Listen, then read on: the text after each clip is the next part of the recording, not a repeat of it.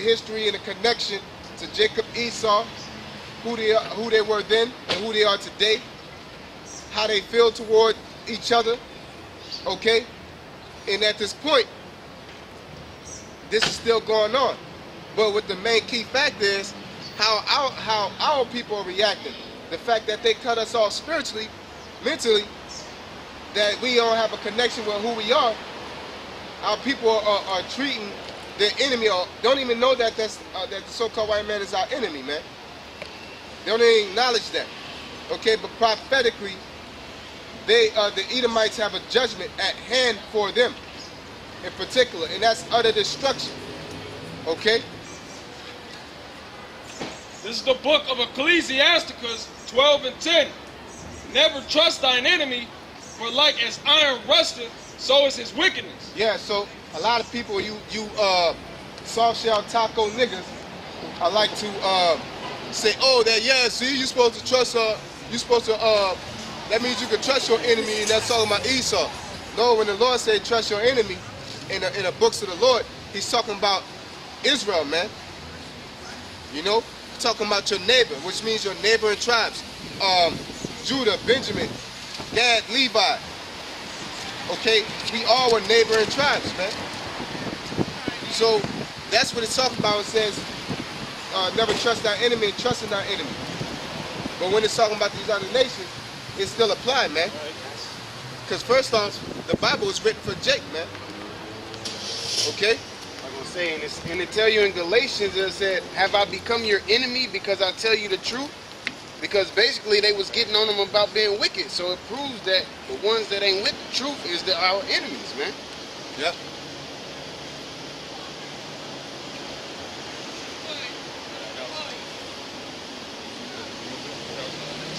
No, they got more than that. Oh, yeah. It says, verse 11, though he humble himself and go crouching, yet take good heed and beware of him. Yeah, so that's so-called white man, because they always come up all nice, or when you see them at work in a workplace, or see them out and about, they are nice and they're crunching and humble, they're crouching and humbling. Okay, go ahead. Yet take good heed and beware of him, and thou shalt be unto him as if thou hast wiped the looking glass, and thou shalt know that his rust have not been altogether wiped away. Yeah, so don't trust him. You still keep your guard up, and then you're gonna see that he's still that racist, hateful, red pale demon that he is. Okay, all we have to do is just stand up for who we are and tell them their judgment. And then eventually they're going to walk off calling us out our name in some type of way, eventually. Okay? That same racism going to come out. That hatred, that perpetual hatred. The Lord say he has a perpetual hatred. Who are we to say that the hatred ain't perpetual anymore because we feel some type of way or we met a cool white boy or something, man? Who are we to change the Bible? If the Most High says a perpetual hatred, that's what it is. It's non-ending. Okay? This is Psalm 55:20. He hath put forth his hands against such as be at peace with him. He hath broken his covenant.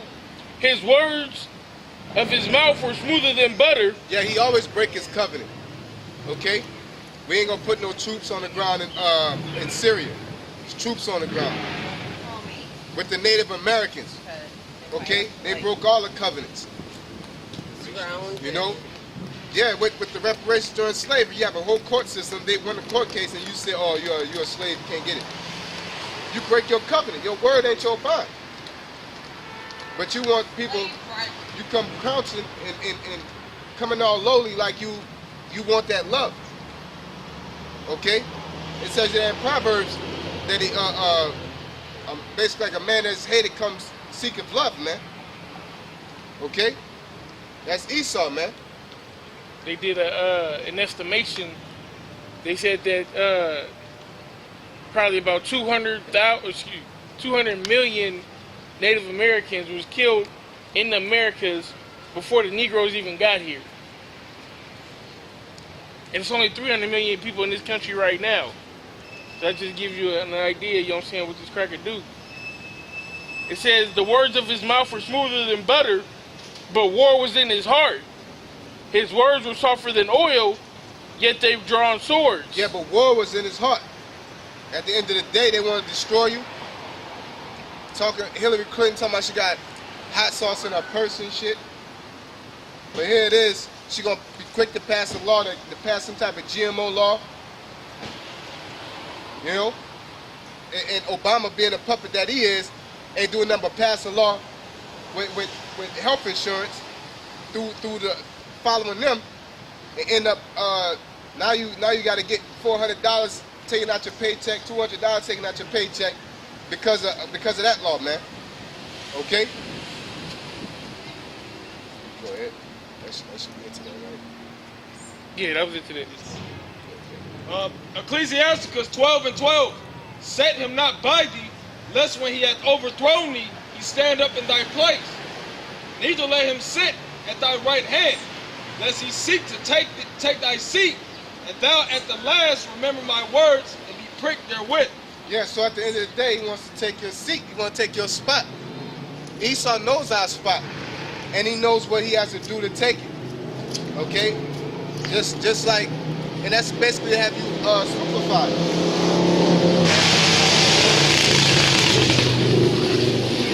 That reminds me of this old Disney movie. You go back to Aladdin with Jafar and the Sultan. He had him stupefied. He had him under his spell, and he basically controlled him, man. And ultimately, he just wanted his spot, man. Okay? The same way, man.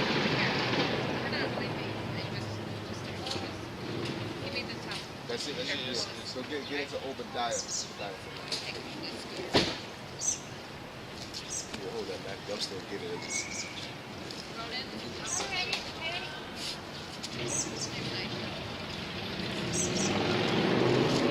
This is the book of Obadiah,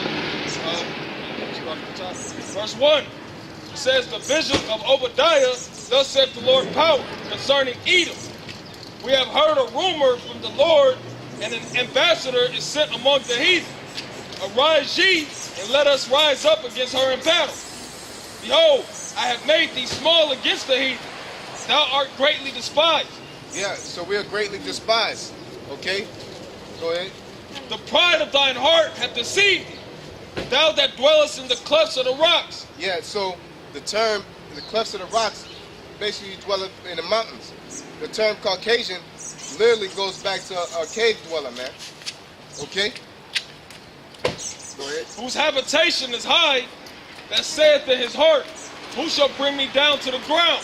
Yeah, so basically, that's why they like to live in lofts, skyscrapers. They still have that same spirit, man. Okay? And it's spiritual that the Most High put that out there because he know how Esau be operating. Okay? So give me one moment, please. Give me one moment. You can speak on one of your brothers. Speak on it real quick. Look up something. Nah. I mean, you speak on what verse I was just going. It says, verse 3, the pride of thine heart hath deceived thee. Thou that dwellest in the clefts of the rocks, whose habitation is high. Yeah, and that like brother, I don't know if you mentioned it for sure, but like that's where you get the cave dwellers from, man. Just like in the Geico commercial, you've never seen a black caveman, all right? You know what I'm saying? That's Esau, man. And like the brother said about the skyscrapers and everything, man. Because even in the scriptures, it tell you ain't supposed to have nothing over 3 stories, okay? But Esau, and like it said, that the pride of his heart has deceived him. He feel like he can do whatever he want to do. And then on top of that, the Lord is the one who set him up in this position to have dominion right now. But he take it as he got it by his own hand and by his own power, man. Okay, and that's why he blinded to his judgment. Therefore, Esau is reprobate, man. All right, these Edomites are reprobate. I don't know. Hey, can you get Psalms 49 right quick?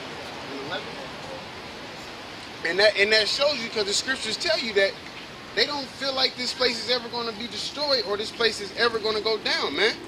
All right, you tell well, I was some of the smart Americans that can see the third World War coming. You know what I'm saying? Like they like, oh, we better not do that. But some of them like, yeah, man, America's going to destroy. They still think America is Billy Badass, man. Go ahead. Psalms 49 and 11.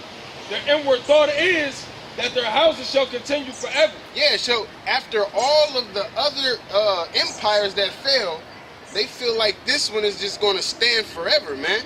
Because it goes back to that pride has deceived him, and that is their inward thought, that it is never going to go down. It's going to just continue and continue and continue, all right? Especially now that they just keep on excelling in technology, all right? In the sense that I seen that little video you posted about the skin, that little skin video. Basically, you got robot body parts, all right? And then you can press a button and it can save your memories, and then you can come back and then get your old memories. The Lord told us we ain't supposed to remember our past life. But Esau wants to make a way so you can remember your past life. He wants to do everything against the Most High because that pride, man. All right? He's a proud nation, man. That's what they say about America. Anyway, go ahead. It says, and their dwelling places to all generations. Yeah, they dwell in places to all generations. Their generation, okay? They rule in America and here and there, and they just pass it on to the next, man. All right? Because that's how it was back then. The successor will come after the predecessor. All right? Like when we about to get in the Maccabees, Lord willing. And they show it just goes down and then goes down to the next and goes down to the next. All right? Go ahead. They called their lands after their own name. Yeah, they call lands after their own names. Of course, you have that right now. America. All right? You got Africa. Okay? They take over places and rename those places, man. And it all goes back to that pride. They feeling like it's all them. It's all them, man. You want to see what you got? Yeah. All right, go ahead. I want to, because it says that thou that dwellest in the clefts of the rocks. Okay, I looked up the word Caucus. The word Caucasian is broken down to Caucus and An. Okay, or Caucus and Ian. Okay, and the word Caucus means mountain range. The definition in etymology.com is mountain range between Europe and the Middle East. From Latin Caucus, from Greek Caucasus, said in Pliny, natural history book, to be from a Scythian word similar to Caucasus, literally the mountain. Okay, ice shining white with snow, but possibly from a Palacian root meaning mountain. Okay, so the word Caucus goes back to the word literally mean mountain. And the word Asian or An is not Asian, it's Caucus, and then Ian or An, it means this is just a suffix, means pertaining to. So Caucasian literally goes back to what? Pertaining to the mountains. Okay? So that word Caucasian is just mean mountain dweller. If you pertain to the mountain, it mean you're a part of the mountain. You dwell in the mountains, man. Okay? Esau that was up in Petra? Yeah, Petra is also, it was south of Israel, and that was a cave, okay? And north of Israel is actually where the Caucasus Mountains are, okay? And it goes back, and that's where the 13 tribe situation happened, because to the west, you had the Moors, not the Moors, you had the Christians, and to the east of the Caucasus, you had the Moors, okay? If I have it wrong, correct me, but basically you had one on each side, and the Caucasians or the Amalekites or Edomites were stuck in the middle at that time, and they chose Judaism because it's a medium between the two, and that's how they inherited the lifestyle, the same as the Samaritans. Just like the Samaritans took on our law, statutes, commandments, and did what? Eventually start calling themselves Israelites. Okay? That's the same thing that happened to those Jew rats, man. Okay? And they called themselves Israelites. They kept the laws and did all that because they were trying to duck the war, that war between that Crusade era. They was trying to duck that, man. Okay? Back in the book of Obadiah, verse 3, the pride of thine heart hath deceived thee, thou that dwellest in the clefts of the rock, whose habitation is high, that saith in his heart, who shall bring me down to the ground? Yeah, go ahead. though thou exalt thyself as the eagle, and though thou set thy nest among the stars. Yeah, they exalt thyself as an eagle. Eagle like to have their nest very high. That's what we're talking about. And another thing is, that's why they like concrete a lot, man. Okay? It's really when you come on the Western Hemisphere, in Americas, it's a lot of concrete, man. There's really not that much concrete when you go into the Eastern Hemisphere in certain parts of the South Americas, man. Okay? The ones that have been mainly colonized, that's the ones that have a lot of more concrete. But a lot of those lands just have roots, man. Trading routes and things like that. Okay? Because this concrete is bad for your back and your knees, man. But that's that Caucasoid nature to want to lay concrete everywhere, man. They like it to be mountainous. Okay?